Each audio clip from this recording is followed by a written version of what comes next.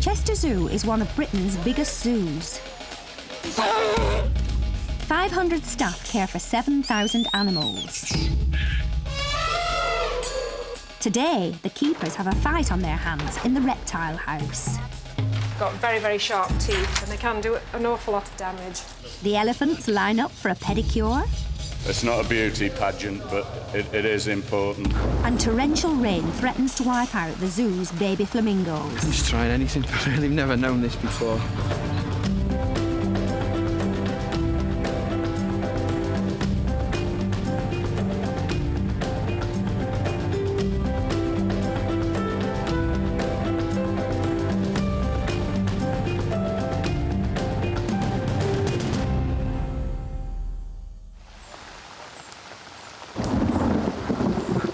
It's 10 p.m, and as the rain falls on Chester Zoo, a van drives through the darkness with a very special delivery.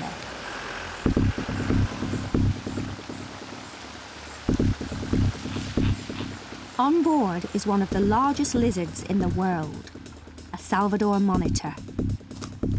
Inside, the reptile's head keeper, Isolde McGeorge, waits anxiously.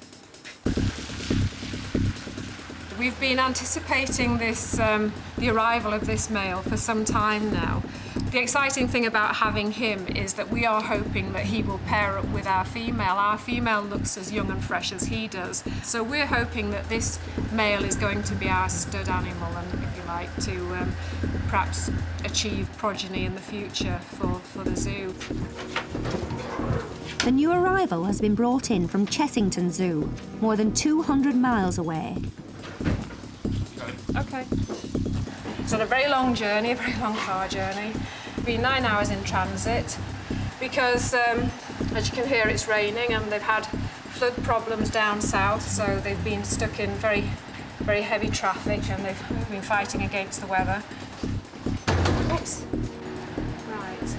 And when I say grab his hind legs and his rear part of the body, okay. The monitor lizard is an adult male called Crocky. He's strong and aggressive, and if he feels threatened, he will launch an attack. He's still hooked in at the front, so just gently poke his claws over. All right. Keep him there. Right, I've got him now, so get his hind legs. Got them. Okay? Yep. Okay, right. He's okay now, he's okay. Isolde can't take any chances. Crocky's tail is a potentially dangerous weapon, a razor-sharp whip that can strike out at lightning speed. Is the tail okay? Is it all intact, yeah? It's got it wrapped around me, so it feels intact. Okay, now back out. Back out. You have to take every precaution. They've got very, very sharp teeth. They're very unusual, they're very, very long and straight, and they can do an awful lot of damage. Legend has it that Salvador monitors can grow up to 5 metres in length. This morning we were working with the longest species of snake in the world. Tonight we're working with the longest species of lizard in the world, would you believe? There's a lot of mystery and mysticism that has evolved around this particular animal. They have this crocodile-like appearance with a blunt nose. They actually live up in the trees in the rainforests of Papua New Guinea, which is the only place where they're found. And they are feared by the people that live in New Guinea simply because they are so secretive. It's always exciting to get a new animal in, and something as big and exotic as that. It's fantastic. His colours are just as bright as the female we're hoping he'll mate with, so we should get some really stunning babies. He looks in pretty good shape, but tomorrow we'll have the vet come over and have a look and give him a good once-over.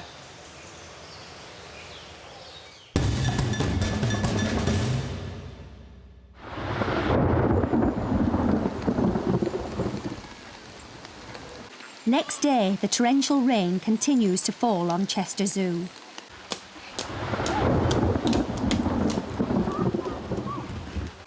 It's bad news for the visitors and animals alike. At Flamingo Lake, the water level is rising. The adult birds have started to nest and they're struggling to keep their chicks safe and dry. The head keeper, Wayne McLeod, has been called in on his day off to rescue the birds in need of urgent help. After watching the chicks for several hours, we've witnessed birds throwing the chicks off the nests and taking over the nests. So what we're doing, called the rest of the guys over, we're going to build some more nests, and we're going to cover the area in bark to try and get rid of this surface slurry.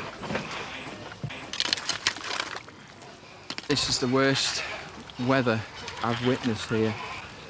Fingers crossed, I'm just trying anything, but really never known this before, never.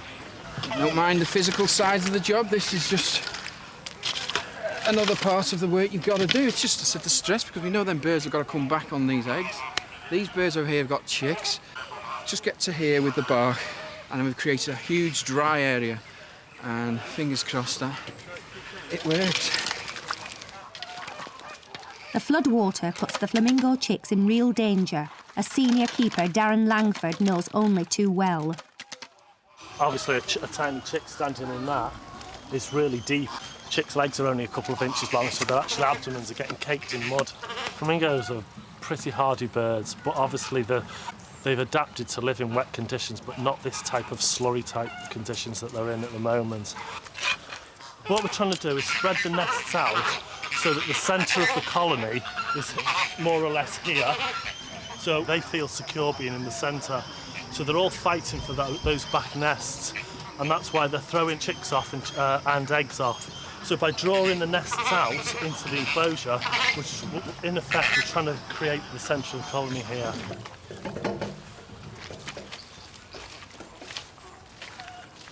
One of the reasons the adult birds are not building their own nests, because that's going to be the question, why aren't they building their own nests, is the birds basically sit on an area. So if I was a flamingo standing on its nest, they do this and rotate themselves around, effectively drawing the mud up.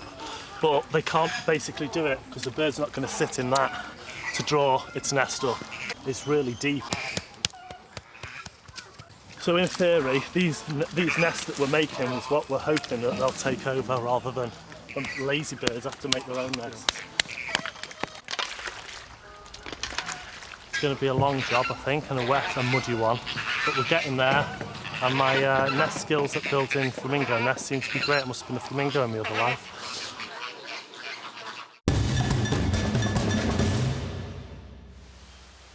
It's been 12 hours since Crocky, the Salvador monitor, arrived at Chester. The staff who care for him have noticed blood coming from his mouth, so this morning he's going to be examined by the zoo vets and head keeper Isolde. He is actually in quarantine at the moment, hence the reason why we're wearing our overalls, and we have to take precautions because we have other animals on the section that we have to be careful that he doesn't come into contact with at this point until he's been given the all clear. Whoa. Let's get him down here. That's it, hold it. Hold it. Got him. Okay. Resident vet James Chatterton has the unenviable task of trying to examine Crocky's mouth, crammed full of razor-sharp teeth. Vet team ready? Yep. You're a strong man, aren't you? He's very, very strong. OK, I'll have to uncover his eyes. Right, if you put the spatula in at the front, James, to open his jaws. Now put the hose across. That's it. Lovely. Now you can take your swabs. Yeah. OK, thank you. His main problem is an infection in the mouth. So we've taken a swab to try and grow what bacteria are causing that infection. These in particular can have some real nasty bugs growing inside the mouth. Oh dear, oh dear. He's very, very inflamed right from the front of his mouth to the back. We're going to grow what those bacteria are first, and that'll help us decide what antibiotic to use. Once we get those antibiotics started, hopefully we'll make a speedy recovery. It's not only red and inflamed, it was quite swollen, the areas on the base of his teeth. Hey, it's not very nice, that, mate, is it? OK. If he doesn't make progress on the antibiotics, we want to take some bloods and do some other work to investigate if there's anything else going on underlying. OK. But antibiotics will be the first protocol, so... His tail. Got it. Right, let me turn around. This is the first time I've seen a monitor up close and personal.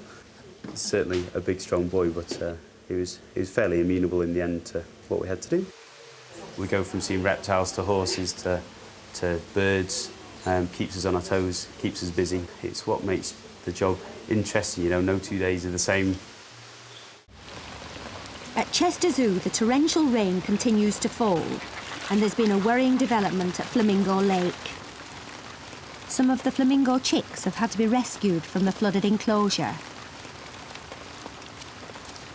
The keepers try to handle the birds as little as possible, but in emergencies like this, they have no choice but to intervene.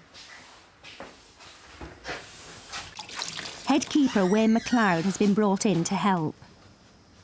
It's been such bad weather. I got a phone call at home. It's actually my day off today to say, can you come in and help, because we're on such a skeleton crew on weekends and we need all hands to the pump. He's 6 days old. It's very, very worrying. As you can see, these clumps on its back, they'll just absorb water. If we don't get them off, the chick will just chill and die. So it's a case of, as quickly as possible, take them away from the group, wash them, dry them, and then get them back. Just a tiny bit of detergent in the water. You don't want to wash the natural oils off the feathers, see. Coming off now, the mud, it's breaking off. Wayne must work fast. He doesn't want to keep the chick away from its parents for too long. Obviously, we don't want to just leave him to dry naturally, because it'll take probably a good hour for him to, a good 3/4 an hour to an hour to dry off. So we'll blast him under the hairdryer and get him back as soon as we can. He's got plenty of life in him yet. Okay, there he is, the ugly duckling.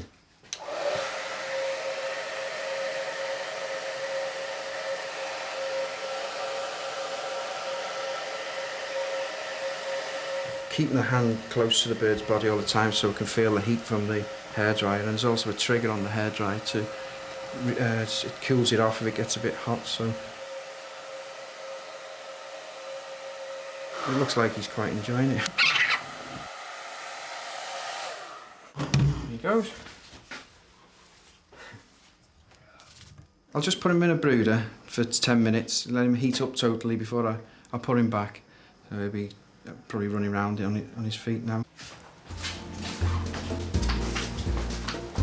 Next door, in a heated chamber, another chick is already drying off. This is one I'd done earlier. This bird's only 4 days old, younger than the other one. The big test will come when the chicks are returned to the colony. All Wayne can do is hope that the parents recognise them and accept them back into the flock.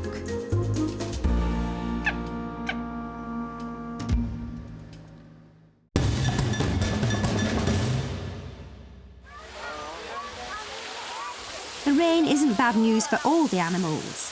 At the elephant house, the Chester herd are making the most of the downpour. But their enjoyment is about to be interrupted by head keeper Mick Jones as he turns beauty therapist for the day. I'll take the girls, yeah? We get split nails, we get tags of loose sole that we have. Life's hard on everybody. We just work on them every 10 or 12 weeks.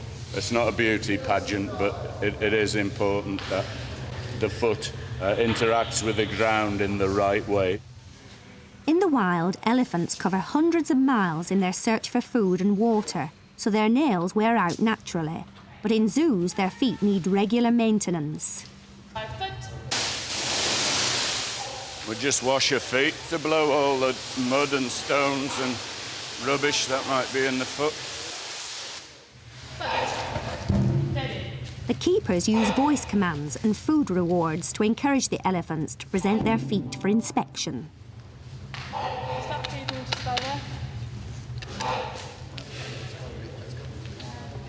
We're just creating a gap between the toes so that the toes don't impact on each other. Trim the nails so that they don't impact the floor. They should roll on the ground gently, not be the first thing that hits the ground. Skeletal damage can can affect the formation of their feet, that the bones are not developed properly. But the other way round also, badly cared for feet can affect the skeleton. Ty weighs over 3 tons. It's trust built up over many years that allows Mick to work this closely with her. Along with all the things you have to learn to become an animal keeper, you have to know where it's safe to stand. In the wild, elephants maintain close family ties. At Chester, the team encourages them to do the same. They come in and they don't feel threatened by us. I feel that they actually enjoy our company. I know we certainly enjoy their company. They actually pay us for this job. Don't they know we do it for nothing?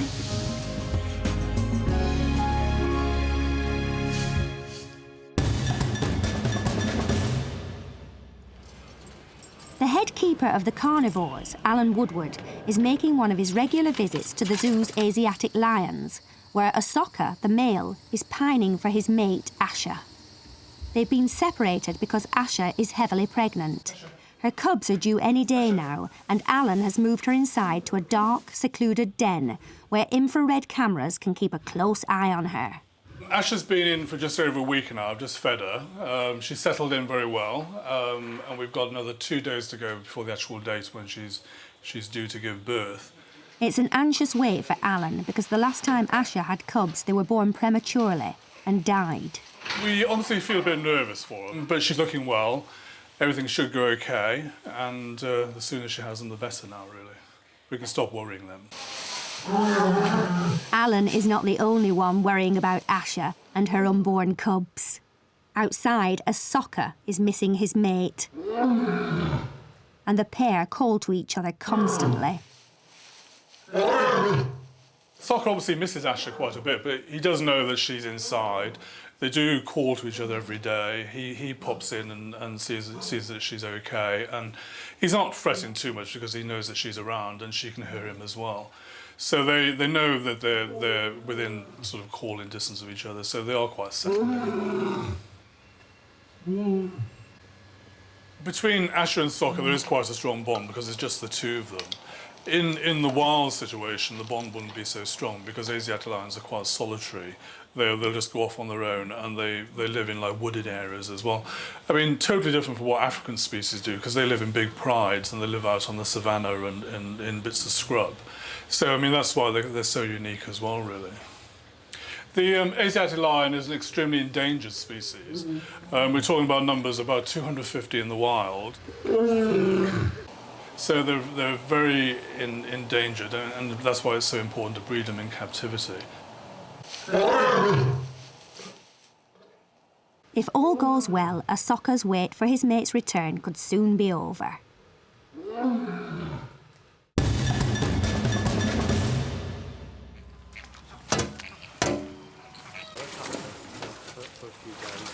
At Flamingo Lake, Wayne and Darren's hard work has finally started to pay off. It might go.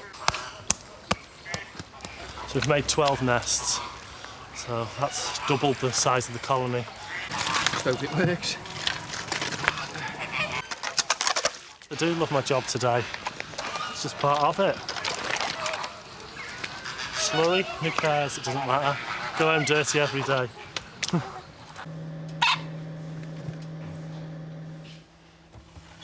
Right, they look fine now. We'll take them back to the colony now.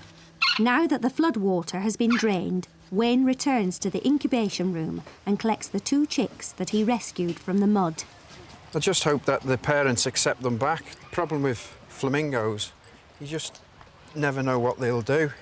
It's worked before, but it's not to say that it'll work with every pair. There are 80 adults in the flock. Wayne has no way of knowing which birds are the chicks' parents, but experience tells him that a family reunion won't be far away. In the wild, flamingos nest in colonies of up to 30,000, and every chick has a unique call so their parents can always find them. This little fella here will just wander around now. Hopefully he'll stay on the bark that we've put down and stay dry.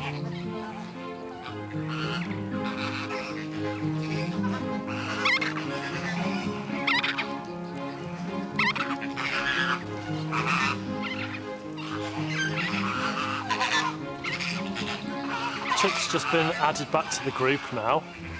Our parents have come forward straight away. They've heard its voice because they imprint on each other's voice as the eggs hatch in. So both the parents have come forward and now they've just taken the chick off back into the group. Chick's looking strong, fingers crossed that the bark keeps it dry and Mum and Dad can find one of the new nests we built to brood the chick on through the night. You can tell already they've accepted them. Just with this rain, I want them to sit on them and brood them, get them warm again. A relief now to know it's gone back safe. Just hope this weather just picks up because I don't know how much more of this they can take.